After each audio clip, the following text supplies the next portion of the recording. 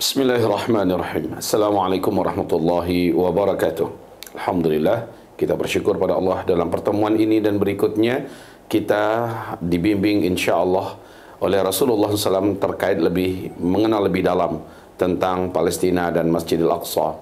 Kita akan memfokuskan pembahasan di pertemuan demi pertemuan ke depan, yakni mengambil dari kitab Arba'in Maqdisiyah, 40 hadis pilihan tentang Baitul Maqdis.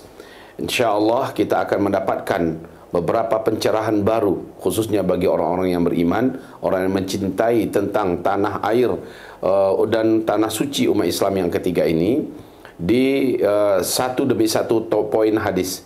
Kitab ini memang dilahirkan pada tahun 2020, tentu saja hanya judulnya agak sedikit mirip dengan Arba'in Nawawiyah, akan tetapi Arba'in Nawawiyah yang mana kitab ini sudah menjadi kitab wajib yang dipelajari oleh seluruh umat sepanjang pergantian generasi dari Imam Nawawi sampai hari ini di seluruh pondok-pondok pesantren, bahkan di seluruh perguruan tinggi Islam.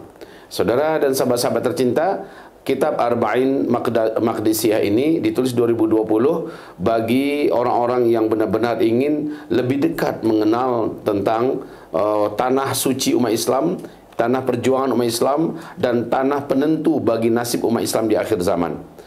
Mudah-mudahan tidak ada seorang pun di antara kita melainkan memastikan dirinya bergabung dalam pelajaran demi pelajaran, pertemuan demi pertemuan, satu hadis demi satu hadis. Jadi kalau ada sempat kita sudah dengarkan hadis ini, hadis yang ke-13 umpamanya, tiba-tiba kita ada uzur di hadis di hari berikutnya atau di pertemuan berikutnya, tolong balik lagi cari dulu ya di grup di grup pembahasan Arba'in Maqdisiyah ini, sehingga kita bisa mengikuti runut ya hadis demi hadisnya.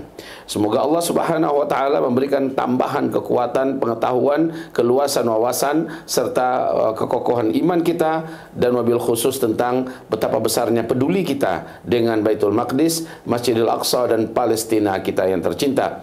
Mari saudara dan sahabat, infokan ini, kabarkan ini sebanyak-banyaknya kepada orang-orang soleh lainnya, kepada keluarga kita yang peduli dan penting dengan ilmu dan dengan Masjidil Aqsa kita, wabil khusus Palestina kita. Mudah-mudahan semua kita memiliki hati, memiliki citra, memiliki nilai, dan memiliki iman yang pada akhirnya akan sama di mata Allah Subhanahu wa taala. Amin ya Allah ya rabbal alamin. Billahi taufiq wal hidayah. Assalamualaikum warahmatullahi wabarakatuh.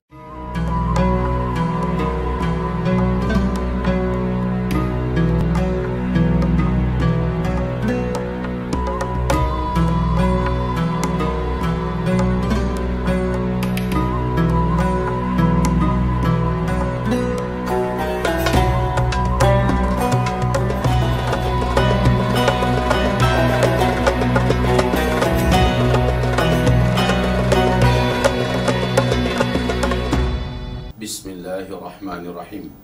Assalamualaikum warahmatullahi wabarakatuh. Innal hamdalillah wa syukra lah, la haula wa la quwata illa billah. Allahumma salli wa sallim ala Rasulillah habibina wa habibika Muhammadin Rasulillah sallallahu alaihi wasallam wa ala alihi wa sahbihi wa mawala wa man tabi'ahu bi ihsan ila yaumil qiyamah ba'd. Alhamdulillah, di pertemuan kita perdana ini dari kitab Arba'in Maqdisiyah, kita memulai membacakan hadisnya dan mensyarahkannya. Yang pertama, hadis Baitul Maqdis adalah tempat hijrah Nabi Ibrahim alaihissalam dan juga Nabi Lut alaihissalam. Ini judul yang pertama. Mari kita simak hadisnya, dan hadis ini diriwayatkan oleh Abu Daud dalam kitab Sunan Abi Daud, Imam Ahmad bin Hanbal dalam kitab Al-Musnad ya, dan Imam Al-Hakim Al-Mustadrak, Imam Al-Zahabi dan lain-lainnya. Dan mereka semua ketika mengutip hadis ini, ternyata ketika disaring saking banyaknya jalurnya, sampai-sampai dalam silsilah al-hadis as-sahihah dinobatkan oleh Syekh Al-Albani sebagai hadis yang sahih dalam kitabnya. Baik, saudara dan sahabat seiman, yang pertama mari kita simak dulu matan hadisnya.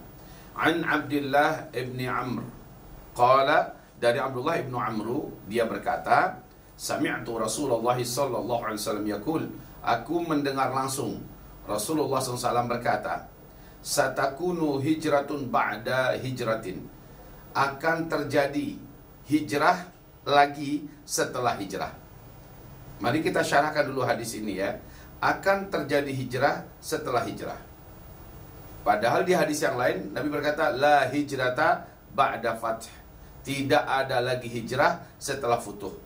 Nah, mari kita pertemukan dua kelompok riwayat hadis ini. Yang pertama, Nabi mengatakan satakunu hijrah ba'da hijrah. Akan terjadi hijrah setelah hijrah. Setelah hijrah dari Mekah ke Madinah, ya, kemudian terjadi futuh. Maka setelah futuh itu nggak ada lagi kisah hijrah. Jadi kisah hijrah hanya berlaku sebelum futuh Makkah, di zaman Nabi Muhammad sallallahu alaihi wasallam. Kisah Muhajirin wan Ansar itu diabadikan untuk orang-orang yang melaksanakan hijrah sebelum futuh Makkah. Makanya Nabi berkata, la hijrata ba'da fath. Tidak ada hijrah setelah futuh Makkah, setelah penaklukan Makkah. Adapun di hadis ini, satakunu hijratun ba'da hijrah, maksudnya adalah seperti yang diuraikan oleh para alim ulama kita, disyarahkan oleh para ahli-ahli hadis kita, yaitu hijrah kedua, yaitu hijrah nanti di akhir zaman. Ini dipertegas oleh Nabi Muhammad sallallahu alaihi wasallam bahwa hijrah kedua yang sangat digalakkan oleh Rasulullah sallallahu alaihi wasallam, bahkan termasuk di antara solusi terkuat, solusi terbaik bagi umat ini untuk yang ingin selamat agamanya, untuk yang ingin selamat nyawanya, ingin selamat hartanya, ingin selamat keluarganya, ya, keturunannya, maka lakukanlah hijrah. Kemana hijrahnya? Mari dengarkan berikutnya. Fa khiyaru ahlil ardi alzamuhum muhajar Ibrahim. Fa khiyaru, maka sebaik-baik ahlul ardi, penduduk yang ada di muka bumi ini adalah alzamuhum, orang yang paling kuat, orang yang paling konsisten komitmen, orang yang paling kokoh, muhajara Ibrahim, bertempat tinggal di tempat hijrahnya Nabi Ibrahim. Allahu Akbar. Di mana ini yang dimaksud? Dijelaskan oleh para ulama kita, dimaksud di sini adalah tempat hijrahnya Nabi Ibrahim adalah Palestina, Baitul Maqdis. Masya Allah. Maka pada hari ini, ketika ada hadis seperti ini, dan Rasulullah berkata, manusia terbaik di muka bumi adalah manusia-manusia yang tetap bagaimanapun pahitnya tinggal di sana, walaupun beratnya tinggal di sana seperti yang dialami oleh saudara kita di Palestina hari ini, tapi ternyata mereka tetap tegar di sana. Mereka bertekad tidak akan pernah keluar, dan mereka berjanji akan terus berusaha berjihad dengan cara untuk tidak mengalah, untuk tidak pernah mau meninggalkan tanah airnya. Itu Palestina, Baitul Maqdis ini. Seperti yang diteriakkan oleh rakyat dan bangsa Palestina sendiri, kami akan ikut, ya, membersamai perjuangan kalian wahai para mujahidin, wahai Hamas, ya, yaitu dengan cara kami tidak akan pernah mengindahkan apa yang diinginkan oleh penjahat Israel untuk meninggalkan tanah air ini. Bagi kami, keteguhan ketegaran kami mudah-mudahan menguatkan kalian. Kami juga siap untuk menerima kesyahidan walaupun dengan cara kami mati dibunuh atau kami mati kelaparan. Kami tetap akan di tanah air ini. Masya Allah, ya. Jadi ketika Rasulullah mengatakan fakhiyaru ahlil ardi alzamuhum muhajara Ibrahim, orang yang terbaik, penduduk yang terbaik di muka bumi ini adalah orang-orang yang tetap berpegang erat untuk tetap tinggal di negeri di mana Nabi Ibrahim hijrah ke sana, yaitu Palestina. Wabil khusus lagi adalah Baitul Maqdis. Masya Allah. Ini hadis Maqdisiyah kita yang pertama. Tapi belum selesai. Kita lanjutkan baca hadisnya. Wa yabqa fil ardi syiraru ahliha. Ketika ada orang-orang beriman dari berbagai penjuru dunia, nanti datang ke sana di puncak huru-hara, di puncak petaka, dunia perang di mana-mana, bencana alam juga tidak bisa dielakkan, terjadi hampir di berbagai negara, ya, kekacauan, kelaparan, keributan, chaos, tidak bisa dielakkan. Untuk bisa selamat itu kecil peluangnya. Maka kata Rasulullah SAW, orang yang memang benar-benar tampil membawa dirinya, membawa nyawanya, membawa keluarganya, membawa hartanya, membawa apa yang dia bisa bawa, hijrah ke sana, meninggalkan tanah airnya, maka kata Rasulullah itulah orang terbaik. Di hadis Sahih Muslim, Rasulullah berkata, Allah Subhanahu wa taala berfirman, wahai Syam, kalian adalah bumi pilihanku, dan sesungguhnya aku akan masukkan kepadamu hamba-hamba terbaikku, dan aku akan keluarkan darimu makhluk-makhluk terburuk dari makhlukku. Siapa yang makhluk terburuk? Israel terlaknat. Orang-orang munafik, bukan tidak ada orang-orang munafik, ada, akan tetapi mereka pasti akan keluar. Ya, mereka cari selamat. Tetapi hamba-hamba terbaik malah mereka berada di sana.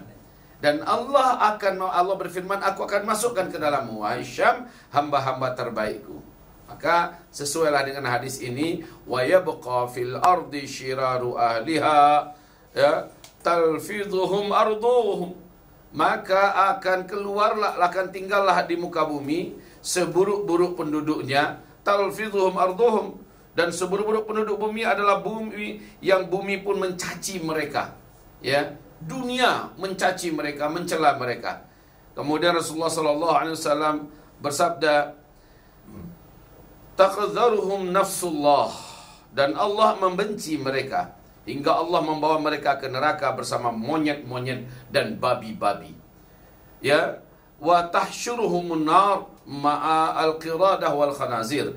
Allah akan giring mereka, Allah akan paksa mereka menuju ke dalam api neraka bersama dengan monyet-monyet dan babi-babi. Monyet-monyet dan babi-babi orang-orang Yahudi, orang-orang Israel. Ini bangsa monyet, ini bangsa babi bertubuh manusia. Nenek moyang mereka sudah dikutuk juga oleh Allah. Kunu qiradatan khasiin, jadilah kamu monyet-monyet yang sangat hina. Jadilah kamu qiradatan wa khanazir, babi-babi yang sangat hina. Saudara dan sahabat, jadi orang-orang munafik, orang-orang yang di dalam hati mereka ada penyakit, orang-orang yang memang lebih mencintai dunia dengan menginjak-injak agama, maka orang-orang ini pasti Allah akan lemparkan mereka. Tidak peduli mereka dengan Palestina, bahkan mereka berada di pihak musuh rakyat dan penduduk Palestina. Jelas ini orang-orangnya adalah yang disebut, yang dimaksud dengan syiraru ahliha talfidhuhum arduhum taqdharuhum nafsullah. Ya, Allah SWT menganggap mereka makhluk kotor yang menjijikkan. Hadis yang pertama ini, ingat nanti sebentar lagi, ya, setelah ini kami akan memberi sedikit komentar tentang perjalanan 5 orang tokoh cendekiawan muslim muda dari Indonesia yang berangkat ke sana, ya, melakukan apapun namanya dengan Israel laknatullah, dan mereka punya yayasan, nanti kita sebutkan insya Allah. Dan jangan sampai lewatkan apa yang kami sampaikan. Hubungan mereka dengan hadis ini erat sekali, ketat sekali. Dan kita hanya bersyukur kepada Allah ketika hadis ini kita bacakan, kita temukan beritanya 1 minggu yang lalu kelompok ini telah melakukan perjalanan ke sana. Telah